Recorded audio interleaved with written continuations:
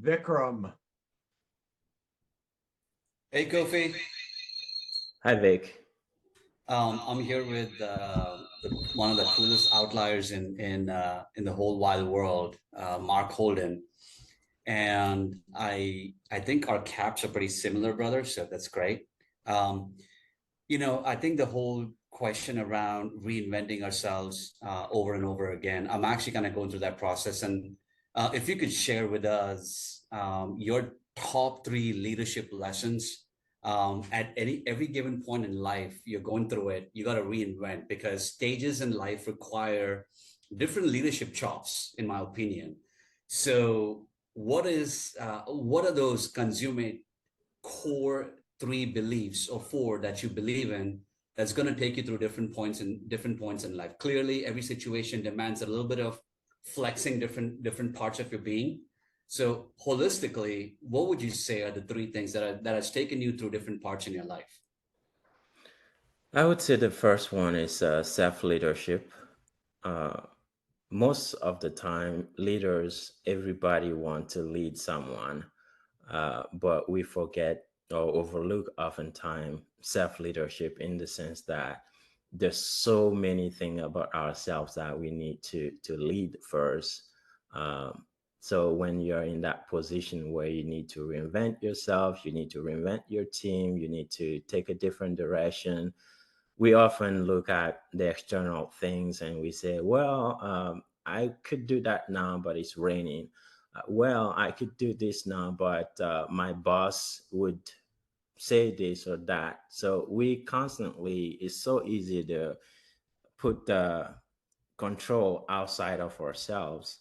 But once you start looking inward and looking at that self leadership, uh, actually, self leadership is a lot harder than leading other people. But once you start looking at that perspective, you tend to have more control because oftentimes it's not that we don't have control to reinvent, but we overlook the control we have and we seek that control elsewhere in other people, in the weather, in the economy, in how the housing market is going and everything.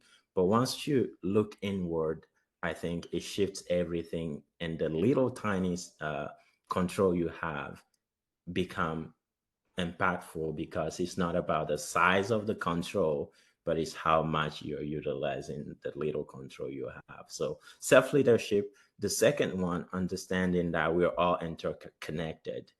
When I'm making a decision, whether I want it or not, is gonna have some type of impact on other people around me. So once you lead yourself and you take into consideration that what you're doing is gonna have effect on other people and other beings around you, those two things are gonna help you make that self leadership. And then the next thing, which is decision, right? At one point, you've got to decide to take action. You got to make a choice.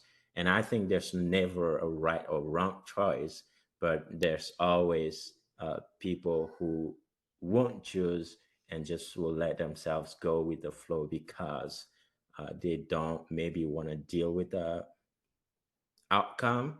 Because I've been in position where I'd be like, oh, it's not me, it rained, right? But it feels better as human beings, as far as I'm concerned, when you have an scapegoat or something that you can blame other than yourselves. And there's nothing wrong with that. It's just like the human condition. But I think with self leadership, uh, understanding that we're connected and we're one, and also making decision to take action, those three things would be the main things that would guide, I think, toward that reinvention to the best of our abilities.